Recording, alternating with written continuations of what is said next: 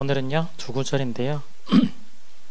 출애굽기 3장 7절부터 12절까지 먼저 보도록 할게요. 한 절씩 읽겠습니다. 여호와께서 이르시되 내가 애굽에 있는 내 백성의 고통을 분명히 보고 그들이 그들의 감독자로 말미암아 부르짖음을 듣고 그 근심을 알고 내가 내려가서 그들을 애굽인의 손에서 건져내고 그들을 그 땅에서 인도하여 아름답고 광대한 땅, 젖과 꿀이 흐르는 땅, 곧 가나안 족속, 헷 족속, 아모리 족속, 브리스 족속, 히위 족속, 여부스 족속의 지방에 내려가려 하노라. 이제 가라. 이스라엘 자손의 부르짖음이 내게 달하고 애굽 사람이 그들을 괴롭히는 학대도 내가 보았으니 이제 내가 너를 바로에게 보내어 너에게 내 백성 이스라엘 자손을 애굽에서 인도하여 내게 하리라. 모세가 하나님께 아뢰되 내가 누구이기에 바로에게 가며 이스라엘 자손을 애굽에서 인도하여 내리이까? 하나님이 이르시되 내가 반드시 너와 함께 있으리라. 내가 그 백성을 애굽에서 인도하여 낸 후에 너희가 이 산에서 하나님을 섬기리니 이것이 내가 너를 보낸 증거니라. 아멘. 우리 요한복음 17장 우리 21절에서 26절 읽겠습니다. 아버지여, 아버지께서 내 안에 내가 아버지 안에 있는 것 같이 그들도 다 하나가 되어 우리 안에 있게 하사 세상으로 아버지께서 나를 보내신 것을 믿게 하옵소서. 내게 주신 영광을 내가 그들에게 주었사오니 이는 우리가 하나 된 것 같이 그들도 하나가 되게 하려 함이니이다.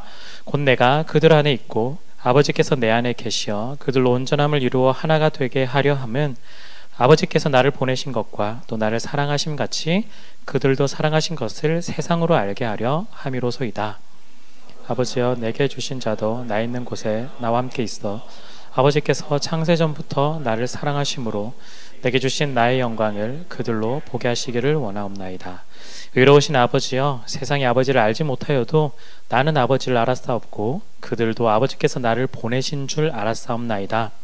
내가 아버지의 이름을 그들에게 알게 하였고 또 알게 하리니 이는 나를 사랑하신 사랑이 그들 안에 있고 나도 그들 안에 있게 하려 함이니이다. 아멘. 네, 오늘은요 예배 시리즈의 마지막 예배 일상성을 여러분들과 함께 좀 나누고자 합니다. 우리 그동안 몇 주간에 걸쳐서 주제를 좀 정의를 해봤었는데요. 한번 되새겨보면 좋겠습니다. 예배의 중심성, 하나님께 피하는 것이 예배다 말씀드렸고요. 예배의 하향성, 하나님의 음성을 듣는 것이 예배다. 예배의 상향성은 하나님을 사랑하는 것이 예배다. 그리고 예배의 공동체성은 서로 사랑하는 것이 예배다. 이렇게 정의를 좀 해봤습니다. 그리고 오늘 예배의 일상성인데요. 이건 하나님의 사랑을 드러내는 것이 예배다. 이렇게 한번 정의를 좀 해보고자 합니다. 그동안 예배를 나름대로 이렇게 좀 정의를 해보면서요.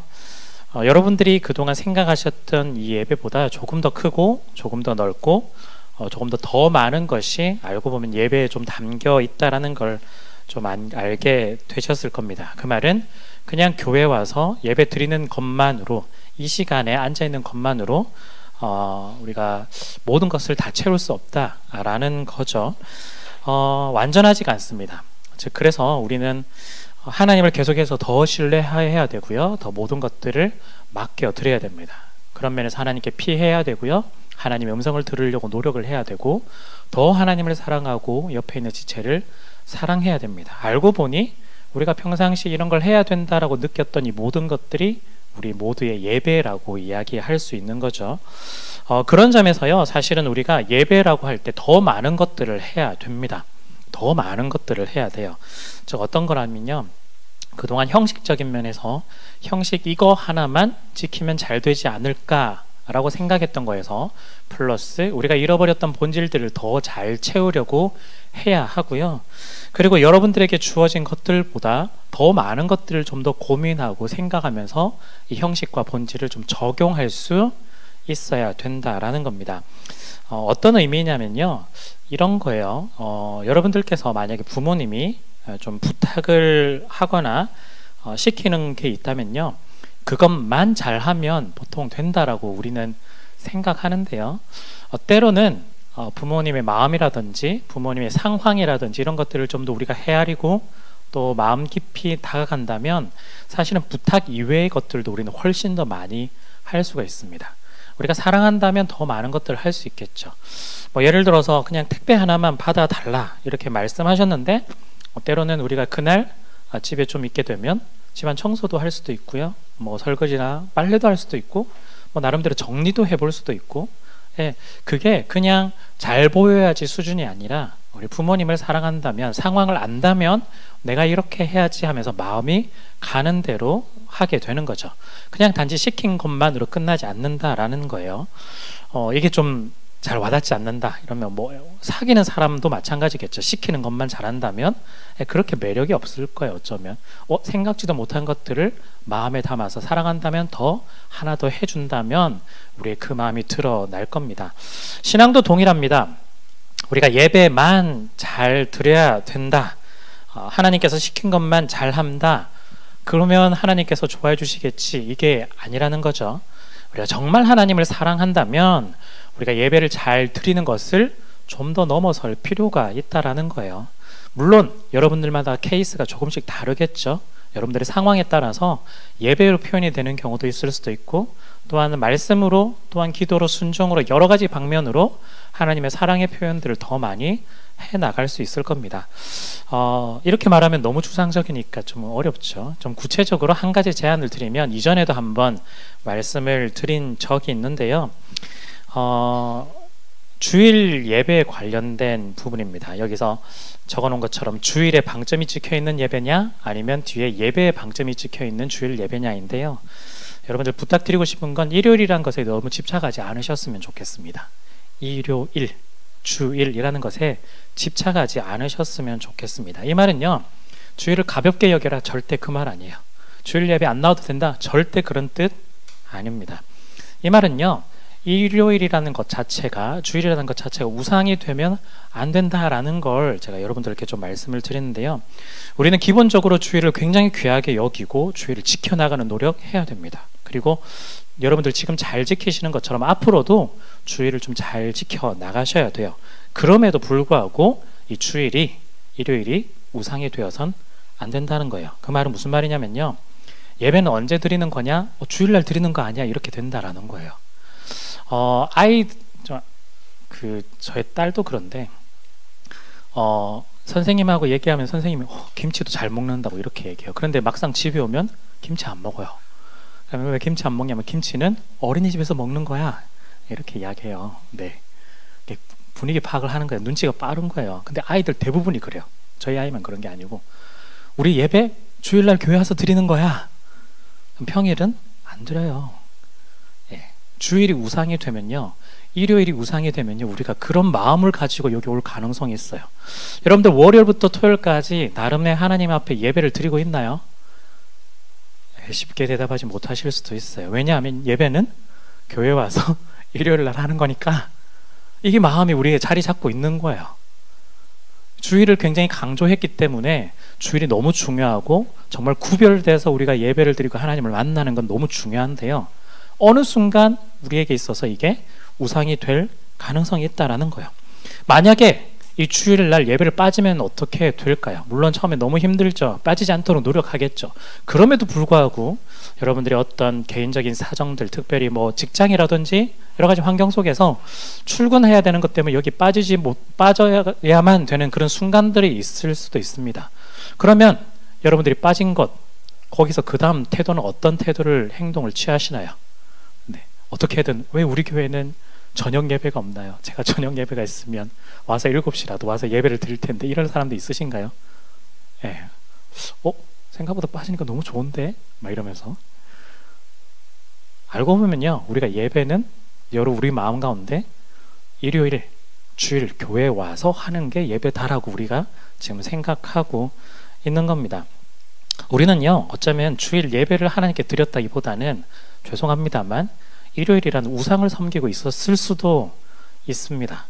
물론 일부러 좀 더 반복해서 말씀드리지만 우리는 주일을 최선을 다해 지켜야 돼요. 그리고 최선을 다해서 하나님을 만나도록 노력해야 됩니다. 그런데 만약에 이 주일 예배를 참석하지 못했다면 어떻게 해야 될까요? 그 다음 태도가 사실은 우리가 주일 예배를 향한 태도가 이어진다라는 거죠. 어떻게 해야 되냐면, 우리가 여러분들이 주중에 쉬는 날이 있을 수도 있겠죠. 물론 쉬지 못하는 날도 있겠지만 쉽게 말하면 오프가 생기면, 화요일이든 수요일이든 목요일이든 오프가 생기면 이날을 주일로 삼아야 되는 거예요. 그게 진짜 하나님께 예배드리는 사람의 자세가 연결되는 거죠. 그게 예배의 일상성의 첫 번째 시작입니다. 여러분들, 예배가 주일에만 드린다고 생각하니까 일요일을 우상으로 삼아서 그 날만 예배드리고 월요일 쉬어도 화요일 쉬어도 아무런 예배와 관련 없는 삶을 살아가는 거예요. 무슨 뜻인지 아시겠어요? 굉장히 중요합니다. 여러분, 주일이라는 단어에 주일 예배에 훨씬 더 여러분들이 강조점이 있느냐, 아니면 주일 예배에 강조점이 있느냐가 달라진다라는 거예요. 예배, 하나님하고 만나는 것이 훨씬 더 중요하다면, 주일날 드리지 못한다면 우리가 월요일 쉰다, 화요일 쉰다 할 때 그때 하나님 만나는 이 예배를 형식으로 굉장히 채워나가야 되는 거죠. 간혹 가다가 저를 이렇게 생각하시는 분들도 있는데, 저는 어쩌면 형식을 좀 더 파괴하는 사람처럼 보이기도 하고, 그리고 뭐 약간 필요 없는 사람처럼 말하기도 하는데 절대 그렇지는 않습니다. 본질을 좀 강조할 뿐. 왜냐하면 그동안 한국 사회에서, 한국 교회에서 형식이 생각보다 많이 강조되었으니까 반면에 본질을 좀 더 강조할 뿐, 형식이 없어져야 된다는 거 아닙니다. 본질은요, 형식이라는 그릇이 있어야만 제대로 담을 수가 있어요. 우리가 하나님을 만나요? 어떻게 만나나요? 그냥 혼자서 상상하면서 만나나요? 아니요, 예배를 통해서 만나는 거예요. 예배라는 형식을 통해서 만나요. 그렇다면 여러분들이 쉬는 날 어떻게 해야 될까요? 아침에 물론 조금 늦게 일어날 수도 있겠죠. 9시 혹은 10시에 일어날 수도 있겠죠, 쉬니까. 그렇지만 일어나셔가지고 깨끗이 씻고 옷 잘 입으셔가지고 대충 앉아있지 마시고 예배를 드리는 거예요. 짧게라도. 그게 마음이 더 중요한 게 아닐까요? 진짜 형식을 갖춰서 한번 드려보는 거예요. 정 안 되면 우리가 온라인으로 많이 나오잖아요, 예배가. 그러면 그 예배 순서에 따라서 함께 혼자서라도 찬양 부르고 기도하고 또한 말씀을 듣고 결단하고, 우리가 마음으로 드리는 예배 하듯이 여러분들이 또 적어보고, 그렇게 한 주를 다시 한 번 더 살아가고 또 주일을 기대해야 되는 거예요. 그게 진짜 예배 일상성이에요. 우리가 주일만 예배를 잘 드리면은 평상시에 잘 드릴까? 절대 그렇지 않다라는 거죠. 우리가 이게 우상이 되어 있으면요, 평상시 말하듯이 우리가 월요일부터 토요일까지 예배를 항상 드리는 삶으로 살아가야 됩니다 라고 말하지만 절대 하지 않아요. 제가 너무 확신에 찬 의저로 얘기하나요? 근데 이게 목사님 틀렸어요 라고 말할 정도로 여러분들이 해주셨으면 좋겠습니다. 진짜 내가 쉬는 날이라면 그렇게 하셨으면 좋겠어요. 너무 주일을 가볍게 여기고 주일 빠져도 돼 이렇게 하는 것이 아니라 최선을 다해서 지키되, 혹 빠진다면 다른 날이 주일이 되었으면 좋겠습니다. 여러분, 형식, 본질은요, 형식이라는 그릇 안에 담기면서 시작된다라는 것. 그래서 일상의 예배의 첫 시작은 형식적인 예배로부터 시작된다는 거 여러분들 기억을 하시고 같이 출발을 했으면 좋겠습니다. 자, 그렇다면 일상 가운데서 이런 형식으로 예배를 드릴 때 플러스 우리가 거기서 혼자서 히키코모리처럼 집안에만 있는 게 아니잖아요. 월요일부터 토요일까지 계속해서 사람들을 만나고 어떤 사람들하고 교제하고 하니까 거기서 계속해서 예배가 흘러나와야 돼요. 그러면 어떻게 예배를 드릴 수 있을까? 어떤 형식이라기보다는 이번엔 좀 더 본질에 가까운데요, 그게 두 가지를 여러분들하고 좀 나누려고 해요. 첫 번째는요, 예배가 하나님의 마음을 드러내는 거다라는 걸 우리가 함께 좀 보려고 하는데요, 우리가 예배가요, 하나님을 사랑하고 또한 서로를 사랑한다는 걸 우리가 좀 더 알았다면 그 방향이 이제는 세상으로 좀 더 흘러나갈 필요가 있습니다. 하나님은요, 궁극적으로 사랑이 드러나는 걸 굉장히 원하시는 분이세요. 그래서 하나님이 우리를 사랑하는 것도 우리가 서로를 사랑하고 우리가 세상을 향해서 사랑하는 것을 보여주기 위해서 하나님께서는 우리를 계속해서 사랑하신다라는 거죠. 그래서 가장 먼저 예배 일상성에서 우리는 무엇을 드러내야 되냐면 하나님의 마음을 드러내는 것이 필요합니다. 오늘 출애굽기 3장을 먼저 좀 읽었었는데요, 이 내용은요, 모세가 하나님의 부르심을 받아서 이제 출발하는 그 직전의 장면이라고 할 수 있어요. 하나님께서 모세를 부르실 때 어디서 부르셨냐면 떨기나무에서, 불타는 떨기나무에서 모세를 부르시고 사명을 주시고 출발할 수 있도록 하셨죠. 이 오늘 읽었던 7절에는요, 하나님께서 이렇게 말씀하시는데요, 내가 이집트에 있는 내 백성의 고통을 분명히 보고 듣고 근심을 알고 있다, 이렇게 이야기를 합니다. 그래서 이 고통에서 이제는 이끌어내겠다라고 하는 거죠. 이끌어내는데 그 역할을 지금 모세에게 부여해 주고 있는 겁니다. 여러분들 이미지가 이래요. 하나님께서 불타는 떨기나무 가운데서 불타는 형상으로 하나님께서 자신을 보이시고 모세를 초청하고 있어요. 부르고 있어요. 그래서 모세는요 거기서 하나님을 만납니다. 즉 예배를 해요. 예배를 통해서 하나님께서는 모세에게 사명을 더해 주시죠. 가라고 이야기를 합니다. 이런 일들을 위해서. 그리고 나의 마음이 이렇다. 나의 마음을 지금 모세에게 전달을 하고 있는 거예요. 모세는 하나님의 마음을 담아서 지금 이제 이집트로 출발하는 겁니다. 이게 지금 말하고 있는 예배 일상성의 예배 이미지하고 동일해요. 우리가 지금 하나님 앞에 나와서 하나님의 말씀을 듣고 하나님의 마음을 담아서 이 마음을 들고 어디로 가야 되느냐? 집으로 가는 것이 아니라 세상을 향해서 나아간다라고 하는 거죠. 구체적으로 이 사명감은 어떤 거냐면요. 첫 번째는 백성을 구원하는 것이 모세에게 있어서 굉장히 중요한 이야기겠지만 궁극적으로는 거기에 전제가 한 가지가 있는데요. 하나님의 이 백성들이 겪고 있는 지금의 고통, 근심, 모든 것들을 듣고 보고 알고 있다라는 겁니다. 하나님이 지금 일부러 그 말을 해주고 있는 거야. 내가 다 알고 있다, 다 보고 있다. 그들의 마음이 어떤지를 알고 있어. 그걸 너에게 지금 모세에게 이야기를 하고 있는 거예요. 모세가 그걸 들고 세상을 향해서 나아가는 거죠. 즉 하나님의 마음을 받아서 세상을 향해서 나아갑니다. 여러분 모세가 이 사명들을 받아갈 때 처음에는 거절을 참 많이 하거든요. 저 못한다고, 당연히 못한다고 이야기를 해요. 그럼에도 결국에는 다녀오게 되는데 우리도 생각해 보면 생각보다 이게 큰 사명이에요. 왜냐하면 우리는 지금 생각했을 때 우리가 예배 일상성이라고 했을 때 평상시 삶에서 말씀 잘 보고 기도 잘 드리고 또한 우리가 예배하듯이 큐티하고 묵상하고 이렇게 하면 예배 일상성이 이어진다라고 보통 생각했을 텐데 알고 보니까 일상성이란 건 하나님의 그 마음을 담아서 세상을 향해서 나아가는 것이 일상성이라고 하면 생각보다 부담스러운 거예요. 나 이거 못할 것 같은데, 너무 부담스러울 것 같은데.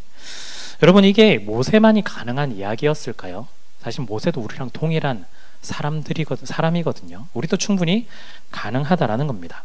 왜냐하면요 모세가 떨기나무 앞에 서 있었던 것처럼 우리도 지금 나무 앞에 서 있는 거예요. 어떤 나무일까요? 그 나무는 때로는 수치의 나무일 수도 있겠지만 사실은 굉장히 영광스러운 나무입니다. 어떤 나무죠? 갈보리 그 산 언덕에 세워진 십자가라는 나무예요.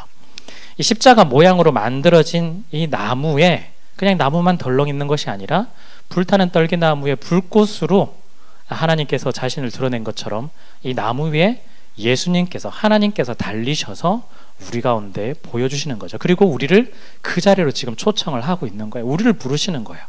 우리가 지금 이 예배 자리로 나왔는데요. 물론 지금의 앞에는 십자가 형상 그런 건 없지만 사실은 우리가 이 자리로 나온 건 우리를 위해서 십자가에서 죽으시고 또한 피 흘려주신 예수 그리스도의 그 피 때문에 우리가 이 자리로 올 수 있는 거거든요. 결국 예수님께서는요 지금 우리를 십자가 앞으로 초청하고 있고 지금 부르고 있습니다. 그리고 나서 그냥 내가 얼마나 힘들지 아니 이 얘기를 하시는 게 아니라 너네가 얼마나 힘든지를 알아라고 지금 예수님이 이야기를 해주고 있는 거죠. 그리고 우리에게 예수님의 그 마음을 담아서 이제는 가라라고 이야기를 합니다. 어디로요? 세상을 향해서 가라라고 우리 가운데 일러주십니다. 어쩌면요 예수님이 달리셨던 그 나무는 세상 사람들이 보기에는 굉장히 수치스럽고 정말 엉망진창인 그런 나무처럼 보이겠지만 그래서 세상 사람들이 보기에는 떨기나무에 불이 타는 듯한 그런 형상이 훨씬 더 멋있어 보인다고 이야기할 수 있겠지만 모세가 봤던 그 형상보다 그 나무보다 훨씬 더 가치 있고 훨씬 더 우리에게 은혜를 끼치고 또한 우리에게 하나님의 뜨거운 마음과 뜨거운 열정을 주는 나무가 바로 십자가라는 나무다라는 겁니다. 하나님께서 이집트에서 고통받는 이들의 마음과 상황 모두 보고 듣고 알고 계셨던 것처럼요 예수님도 동일하게 우리의 모든 상황들을 보고 듣고 알고 계십니다. 그리고 심지어 예수님께서는 우리가 겪는 고통과 아픔 직접 체험하시고 직접 모든 것들을 당해하셨기 때문에 누구보다도 우리가 얼마나 힘든지 세상이 얼마나 힘든지 어려운지를 잘 알고 계신다라는 거죠. 이제는요 모세가 떨기나무 앞에서 하나님을 예배하고 만나고 예배하고 사명을 받아 이집트로 떠나는 것처럼 우리도 십자가란 나무에서 예수님을 만나고 예배하고 이제는 다시 한 번 더 사명을 받아서 세상을 향해서 또 떠나갑니다. 하나님의 마음을 담아서 얼마나 하나님의 마음이 이 슬픈지 세상을 볼 때 얼마나 애통한지 하나님의 그 마음을 담아서 우리가 세상을 향해 나아간다라는 거죠. 그런데 우리가 두렵다고 처음에 말씀드렸잖아요. 우리를 보낼 때 하나님께서 그냥 등 떠밀리듯이 그냥 보내지는 않으십니다. 오늘 출애굽기 말씀해 보니까 12절에 내가 반드시 너와 함께 있으리라 이렇게 모세에게 이야기를 해주세요. 반드시 함께 하시며 지키신다라는 거죠. 부족한 것이 있다면 채워주십니다.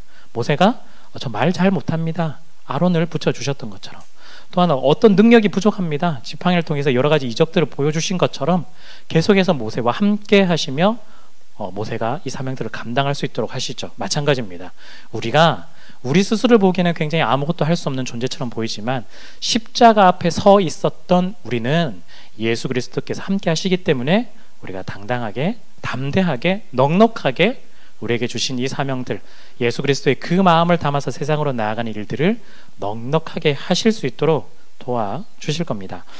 여러분 직장 가운데서 또한 여러분들이 만나는 많은 순간순간들의 사람들 가운데서 물론 우리를 힘들게 하고 어렵게 하고 괴롭히는 사람들이 너무나 많이 있지만 그 와중에도 여러분들이 잘 살펴보시면 이 하나님께 애통하며 또한 울부짖는 많은 사람들이 있다는 걸 여러분들이 발견하셨으면 좋겠습니다. 그래서 그 사람들의 마음을 내가 알고 있다라고 예수님께서 말씀하실 때 그 마음을 담아서 그들에게 손을 먼저 내미실 수 있는 여러분들이 되셨으면 좋겠습니다. 그래서 여러분들의 손을 내밈을 통해서 이 사람들이 하나님께서 사랑하신다는 걸 알고 또한 우리도 함께 사랑한다는 것을 알아서 이 사랑의 하나님께 좀 더 나올 수 있도록 우리가 십자가에서 출발해서 그 나무라는 곳에서 출발해서 세상을 향해 나아갔던 것처럼 이들도 그 세상이란 곳에서 다시 한 번 더 나무 앞으로 나오고 또한 그 나무에서 다시 예수님을 만나고 사명을 받아서 세상을 향해 나아갈 수 있도록 우리가 그들의 손을 꼭 잡아주셨으면 좋겠습니다. 너무 두려워하시나요? 네, 두려워하지 마시고 하나님께서 여러분들과 함께 하신다 그 약속을 꼭 기억하셨으면 좋겠습니다. 자, 이것이 예배 일상성 첫 번째 마음이라면요, 또 한 가지는 하나님의 사랑을 드러내는 것이 예배입니다. 하나님의 사랑을 드러내는 것. 요한복음을 이제 다시 한번 보면요, 23절 마지막에 그들도 사랑하신 것을 세상으로 알게 하려 함이로소이다. 이 맥락이 거의 이런 뉘앙스로 오늘 방금 17장 읽었던 맥락들이 다 이어집니다. 즉 하나님께서는요, 사랑할 수 없는, 사랑이 부족한 우리들을 하나님께서 사랑을 하셨고요, 이 사랑을 하셨다라는 걸 세상이 알기를 원한다라는 거예요. 하나님이 사랑이다라는 걸 세상이 알기를 원하고 드러내는 걸 굉장히 원하시는 분이십니다. 참 신기한 건요, 예수님은 자신의 사역에 따라서 십자가에 달릴 그때를 기대하면서 그때를 기다리면서 때로는 자신을 숨기기도 하고 자신을 피해 다니는 그런 분이셨지만 때로는 하나님의 사랑만큼은 확실하게 이야기를 하기를 원하시는 분이셨던 거예요. 하나님은 너무너무나 사랑하신다, 너무너무나 사랑하시는 걸 세상도 다 알았으면 좋겠다. 그 사랑의 하나님이 사랑을 드러내기를 굉장히 원하는 거죠. 그래서요, 우리가 이런 몇 주간의 맥락을 통해서 느끼셨겠지만 예배는요, 사실은 물론 우리가 인간들이 모여서 함께 형식을 따라서 순서대로마다 우리 채워나가는 것들이 있지만 궁극적으로는 예배는 사랑을 표현하는 것이 예배이고요, 사랑을 드러내는 것이 사실은 예배입니다. 여러분들이 하나님께 향한 그 사랑을 드러내는 것이 예배이고 또한 옆에 있는 지체들을 향해서 사랑을 나타내는 것이 예배이고요, 또한 우리의 이 예배를 통해서 세상 사람들이 사랑이라는 것, 특히 하나님의 사랑을 알게 만드는 것이 바로 예배다라는 겁니다. 그렇다면요, 여러분들이 일상 가운데서 여러분들의 행동과 삶이 예배처럼 살아간다면 그 예배가 어떤 말씀을 굉장히 읽는 모습을 보여주고 기도를 크게 하고 이런 게 중요한 게 아니라 여러분들이 하는 행동과 말의 삶의 태도와 모든 면들이 하나님의 사랑으로 드러날 때 그들이 우리가 예배하고 있구나를 알게 되고 하나님의 사랑으로 그 십자가로 나무로 다가올 수 있게 된다라는 거죠. 예배의 일상성에서 굉장히 중요한 건 하나님께서 그 마음을 드러내고 사랑을 드러낸다라는 건데요, 하나님께서는 이 사랑을 계속해서 세상을 향해서 보여주십니다. 특히 요한복음 3장 16절 하나님이 세상을 이처럼 사랑하사 이렇게 말씀하시죠. 하나님은요, 세상 버리지 않으세요. 우리는 때로는요, 물론 죄악으로 오염된 세상들이지만 하나님이 그렇기 때문에 이분법적으로 우리만 거룩하고 거기는 완전히 엉망이야 이렇게 단순하게 그냥 줄 긋듯이 이렇게 만들지 않으셨습니다. 우리는 여전히 세상 속에서 살아가잖아요. 지금도 세상 속이잖아요. 이곳 가운데서 하나님은 여전히 세상의 아픈 마음들을 품고 여전히 사랑하시는 분이 우리 하나님이십니다. 그렇기 때문에 하나님께서 이 사랑을 어떻게 드러낼까요? 갑자기 하나님이 나타나서 뭘 드러낼까요? 그게 아니라 하나님을 믿는, 특별히 하나님의 사랑을 경험하고 받은 우리를 통해서 하나님의 사랑을 보여주시기를 원하신다라는 거죠. 그래서 오늘 읽었던 26절에요. 내가 아버지의 이름을 그들에게 알게 하였고 또 알게 하리니 이는 나를 사랑하신 사랑이 그들 안에 있고 나도 그들 안에 있게 하려 함이니라. 우리 가운데 뭐가 있죠? 하나님의 사랑. 우리 가운데 또한 그 사랑을 보내주신 예수 그리스도 우리 가운데 있는 거예요. 그걸 통해서 세상이 계속해서 알게 되고 흘러나가게 된다라는 겁니다. 여러분들께서 너무나 좀 잘 느끼실 수 있겠지만 사람이 뭐라고 해야 될까요? 느낌? 촉이란 게 있잖아요. 자기를 좋아해주고 사랑해주는 사람이 있다라는 걸 잘 아시잖아요. 특히 이런 것들은 아이들이 훨씬 더 표현을 많이 하긴 하는데요. 우리 부모님이 날 사랑해, 사랑하지 않아 이걸 아예 그냥 대놓고 이야기하는 아이들도 있잖아요. 많거든요. 자기에게 어떤 사랑의 표현을 해주는지, 어떤 마음으로 다가오는지 아이들이 물론 오해하는 경우도 있지만 대부분은 그게 사랑이라는 것들을 어느 정도는 다 알고 있습니다. 마음으로 보여줄 수 없다 할지라도 우리가 세심하게 신경 써주고 또한 그들에게, 우리 아이들에게 다가갔던 것만큼 아이들이 표현을 하게 됩니다. 우리도 동일하지는 않지만 좀 비슷해요. 우리 안에 하나님의 사랑이 가득하면요, 우리가 자연스럽게 그 사랑을 보여주고 드러내고 또한 나타나게 돼요. 그러면 사람들은 그걸 알게 되는 거죠. 하나님의 사랑 숨길 수가 없어요. 그 정확한 원문은 모르겠는데요. 여러분들이 아마 들어보셨을 때 돌아다니는 것 중에 뭐 탈무드 교권이라고도 하던데요. 이런 게 있어요. 인간이 숨길 수 없는 세 가지가 있다고 하는데 거기서는 이렇게 얘기하더라고요. 첫 번째는 가난이고, 두 번째는 재책이고, 세 번째가 사랑이다. 아마 들어보셨을 겁니다. 숨길 수 없는 것. 내가 사랑을 경험하고 사랑하는 사람은 결국 사랑을 보여줄 수밖에 없는 거죠. 그래서 사랑은 드러내는 순간 결국에는 상대방은 어느 정도라도 알게 되는 겁니다. 아, 이것이 사랑이구나. 예수 믿는 사람들에게 느껴지는 뭔가 다른 것이 바로 사랑이구나.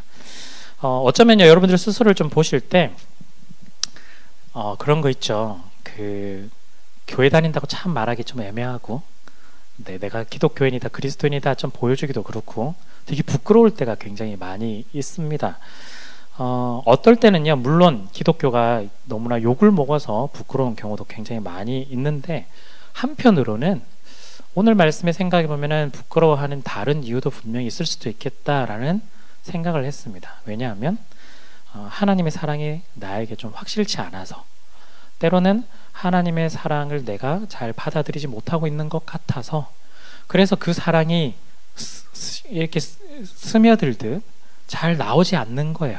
왜냐하면 내가 이미 하나님의 사랑을 잘 누리지 못하고 있기 때문입니다. 그렇기 때문에 여러분들 스스로 생각하시면 내가 먼저 하나님의 사랑을 정말 누리고 있나? 내가 하나님의 사랑을 잘 받고 있나? 하나님 사랑을 안 주시는 게 아니에요. 계속해서 베풀고 계시는데 내가 그걸 자꾸 숨기고 있을 뿐이에요. 지난번에 한번 얘기했듯이 하나님께서 마치 태양의 빛처럼 계속해서 우리에게 쨍쨍하게 사랑을 비춰주시는데 우리가 자꾸 숨는 거예요. 그늘로. 이거 너무 부담스러운데, 하나님의 사랑 받기 싫은데, 결국에는 비타민 D가 부족하듯이 우리도 사랑이 부족해서 그 결핍의 증거들이 나타나겠죠. 우리가 사랑이라는 그 빛을 계속해서 받아서 비타민 D가 충분히 나오듯이 우리도 사랑이라는 것들이 충분히 드러날 수 있어야 하겠습니다. 여러분, 예배의 일상성, 우리가 말씀 묵상하고 기도하고 큐티하고 이런 것들 중요합니다. 그런데 그것만이 전부가 아니에요. 우리가 일상성이라면 그거 잘해야 되는 거 아닐까? 중요하지만 그게 전부가 아닙니다. 하나님의 마음을 드러내고 또한 하나님의 사랑을 이렇게 드러내는 거인 거죠. 여러분, 그렇기 때문에 이 부분을 한번 정리해 본다면 어쩌면 저는 이렇게 이야기하고 싶습니다. 우리에게 있어서, 신앙에 있어서, 우리 전인격적인 것에 있어서 우리가 구원, 생명, 이거 너무 중요합니다. 중요하지만 저는 조금 다르게 말하고 싶어요. 어떤 거냐면요, 물론 저도 잘 되진 않지만 우리에게 있어서 사랑을 빼버리면 아무것도 아닌 존재가 우리이지 않을까라는 생각합니다. 우리가 그걸 잘 알지 못했을 뿐, 우리가 구원, 생명 잃어버리면 다 죽는다라고 보통 생각하지만 저는, 물론 맞지만요, 더 중요한 단어는 전 사랑이라고 생각합니다. 우리에게 있어서 사랑을 완전히 빼버리면 우리는 진짜 죽은 존재들인 거죠. 하나님의 사랑을 누리지도 못한 존재, 하나님의 사랑을 전하지도 못하는 존재, 진짜 시체와 같은 존재들이 우리가 되는 거죠. 결국 그래서 우리 그리스도인에게서 가장 중요한 게 뭘까? 믿음, 신앙 다 얘기할 수 있지만 오늘 이 시간만큼은 사랑이라고 저는 좀 얘기하고 싶습니다. 사랑이 우리에게 있어서 전부다.